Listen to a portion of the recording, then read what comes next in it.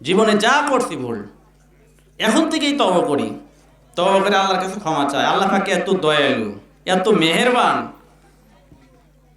যে তার মতো দয়ার কারো নাই। বান্দা যত গুনাহই করুক তা আল্লাহ সুবহানাহু ওয়া তাআলা মাফ করে দেবে। এজন্য হায়াত অনেক বড় একটা মূল্যবান সম্পদ। একটা মানুষ যদি 1000 বছরও গুনাহ করে এবং হায়াত থাকতে সে যদি প্রকৃত তওবা করে, অনুতপ্ত অনুশোচনা করে, আল্লাহ পাক এত দয়ালু যে সঙ্গে সঙ্গে আল্লাহ পাক সমস্ত গুনাহ মাফ করে দেয়। এজন্য আল্লাহ তাআলা বলেন, কুল ইয়া ইবাদিয়াল্লাযী আসরাফু আলা আনফুসিহিম লা তাকনাতু মির রাহমাতিল্লাহ। হে আমার বান্দারা, কে নফসের উপরে জুলুম করে গুনার সাগরে হাবুডুবু খাইতেছ, লা তাকনাতু মির রাহমাতিল্লাহ, আমার রহমত থেকে নিরাশ হইও না, কারণ আমি দয়ালু, আমি মেহেরবান। বান্দা যত গুনাহই করুক না কেন সমস্ত গুনাহই আমি মাফ করে দেব। বলেন সুবহানাল্লাহ। বান্দার যত অভাব, যত অভিযোগ যদি আল্লাহর কাছে পেশ করা হয়, তাহলে আল্লাহ সঙ্গে সঙ্গে সমস্ত অভাব অভিযোগ গ্রহণ করে নেয়। হযরত ওমরের জামানায় একজন গায়ক ছিল, সে গান বাজনা করতে। কি করত? আচ্ছা, গান বাজনা শরীয়তে হালাল না হারাম? হারাম। তো হযরত ওমরের জামানায়, যে জামানায় বাঘে বকরিতে একসাথে পানি খাইতো, ওই জামানায় আল্লাহ পাকের নাফরমানি করতো, গান গাইতো লুকাইয়া লুকাইয়া। কারণ ওমর যদি জানতে যে গান গায় তাহলে আর শরীরে কাল্লা থাকবে না, আলাদা হয়ে যাবে। এই জন্য লুকাইয়া লুকাইয়া গান করতো। তেই বেচারা যখন গান করতে করতে একটু বয়স হয়ে গেল, কণ্ঠস্বর নষ্ট হয়ে গেল। এখন গায়ককে মানুষ ডাকে সুরের জন্য। কিসের জন্য ডাকে? আজকে যেরকম বক্তার যদি সুর না থাকে, বক্তা দাওয়াত পায় না। মসজিদের ইমামের যদি মুখে রস না থাকে, ওই ইমামকে রাখতে পারছে না, কয় হুজুর কি বয়ান করে, রস নাই মুখে, দোয়া করে চোখ দিয়ে পানি আসে না। বলে কি বলে না? তো ওই গায়কের মুখে যখন কণ্ঠ নষ্ট হয়ে গেছে, শরীর দুর্বল হয়ে গেছে, একের কেউ ডাকে না। তাকে তো ডাকতো, কিছু টাকা পয়সা দিত, এই দিয়ে সংসার পরিচালনা করতো। কিন্তু যখন বয়স হয়ে গেল, কণ্ঠ নষ্ট হয়ে গেল, আর কেউ একে ডাকে না। এইবারে ব্যক্তি বড় হতাশ আর পেরেশান হয়ে গেল। এতদিন তো গান বাজনা করতাম, আল্লাহর হুকুমের বিরোধিতা করতাম, ওমরের চোখতে ফাঁকি দিয়ে দিয়ে পড়া লুকাইয়া লুকাইয়া গান বাজনা করতাম, কিন্তু আজকে তো আর মানুষ আমাকে ডাকে না। এখন কি খাবো আর কি পড়বো, এই চিন্তায় পেরেশানি তো অস্থির হয়ে গেল। যার কাছেই যায় সেই তাকে দূরে সরে দেয়, বলে দূরে সরে যাও। এইবার সে হতাশ হয়ে গেল, আপনজনের কাছে কোনো ঠাঁই পেল না, কোনো সহানুভূতি পেল না। তিনি এইবার অনুপায় হয়ে জান্নাতুল বাকি, মসজিদ নববীর পাশে জান্নাতুল বাকি, এইখানে যায় দুই হাত তুলে আল্লাহর কাছে কাকুতি মিনতি, দুই চোখের পানি ফেলে বলে, মাবুদ, সারা জীবন তোমার নাফরমানি করেছি, তোমার হুকুমের অবাধ্য করেছি। আজকে জীবনের শেষ পর্যায়ে আপনজন দূরে ঠেলে দিয়েছে, বন্ধু বান্ধব কেউ আর আমাকে কাছে ডাকে না, কোনো মানুষ আর আমার গান শুনতে চায় না।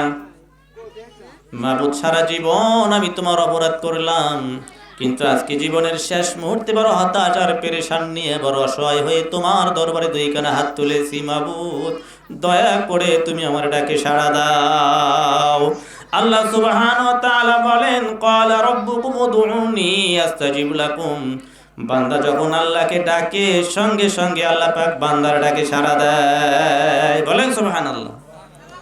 আল্লাহ পাকের রহমতের দরিয়ায় জোশ মেরে গেল। হযরত ওমর মসজিদ নববীর ভিতরে আরাম করতেছিলেন। আল্লাহ পাক ইলহাম দিলেন, ওমর ওঠো, আমার একজন বান্দা অনাহারে আছে, তার খাবারের অভাব, বস্ত্রের অভাব, তুমি তার খাবারের ব্যবস্থা করো, তার বস্ত্রের ব্যবস্থা করে দাও। হযরত ওমর উঠলেন, মসজিদ নববী থেকে বাইর হইলেন, কিন্তু হযরত ওমরকে দেখে গায়ক একটা দৌড় মারলেন। দৌড় মারার কথা, কারণ সারা জীবন তো পলায় থাকছে, সারা জীবন কি করছে, ওমরের কাছ থেকে পলায় পলায় গান করছে। আজকে ওমরকে দেখতে, তারপর তার ভয় যে ওমর যদি আমাকে ধরে তার অবস্থা পরিবর্তন হয়ে যাবে। ওমরের ভয়ে এই গায়ক একটা দৌড় মারলেন। ওমর বললেন, হে গায়ক, থামো, কেন দৌড়াও? আমি নিজে আসি না, আল্লাহ পাক আমাকে পাঠায় আছে। এই কথা যখন বললেন, গায়কটা একটু থমকে দাঁড়ায়। হযরত ওমর গেলে যখন এগিয়ে গিয়ে বললেন, হে ভাই, কোনো ভয় নাই, কোনো চিন্তা নাই, কোনো পেরেশান করো না, তুমি হতাশ হয়ে না, আল্লাহ পাককে ডেকেছো, আল্লাহ পাক তোমার ডাকে সাড়া দিয়েছে, বাইতুল মাল থেকে তোমার একটা ভাতার ব্যবস্থা করব, তোমার আর খাদ্যের অভাব হবে না, বস্ত্রের অভাব হবে না, পেরেশান হইও না। আল্লাহ পাক নিজে আমাকে পাঠিয়ে দিয়েছে। এই কথা যখন হযরত ওমর বললেন, গায়ক আনন্দে আত্মহারা হয়ে গেল, দুই চোখের পানি ছেড়ে দিয়ে বুক ফাটা কান্নায় ভেঙে পড়ল। মাবুদ, সারা জীবন তোমার নাফরমানি করলাম, তোমার ইবাদত করি নাই, লুকায়া লুকায়া কত নাফরমানি করেছি, গান বাজনা করেছি। জীবনের শেষ মুহূর্তে যখন আপনজন দূরে ঠেলে দিয়েছে, বন্ধু বান্ধব ভুলে গেছে, আপনজন যখন দূরে ঠেলে দিয়েছে, আমার আর কোনো খাবারের পথ নাই, বস্ত্রের পথ নাই, যখন হতাশার সাগরে হাবুডুবু খাইয়া তোমার দরবারে দুই হাত তুললাম, মাবুদ, সঙ্গে সঙ্গে তুমি আমার ডাকে সাড়া দিলাম। আমি তোমাকে বাদ দিয়ে এতদিন কোথায় ছিলাম, বড় ভুল করেছি। এইভাবে অনুতপ্ত অনুশোচনা করতে করতে কলিজা ফেটে ব্যক্তি মারা গেল।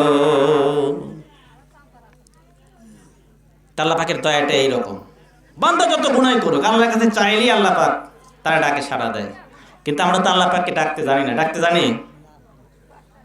একটু যদি বিপদ মুসিবতে পড়ি, কত নেতা, কত খেতা, কত কি দড়ি, কত ডাক্তার কবিরাজ, কিন্তু আল্লাহকে ডাকার সময় হয় না। যান ডাক্তারের কাছে, কিন্তু 2 রাকাত নামাজ পড়ে আল্লাহর কাছে প্রার্থনা করেন যে আল্লাহ, ডাক্তারের মাধ্যমে তুমি সুস্থ করবে, কিভাবে সুস্থ করবে তুমি ভালো জানো, তুমি আমাকে সুস্থ করে দাও। কিন্তু আল্লাহ পাককে আমরা ডাকি, এই সময় তো আমাদের হয় না। এই জন্য আল্লাহ পাককে ডাকা দরকার। যত গুনাহ করি, যত অভাবই পড়ি, যত পেরেশানি আসুক জীবনে, আল্লাহ পাককে ডাকবো। আল্লাহ পাক সব সময় বান্দা ডাকে সাড়া দেওয়ার জন্য প্রস্তুত, কিন্তু আমরাই তো ডাকতে পারি না। ডাকতে পারি? ডাকতে পারি না।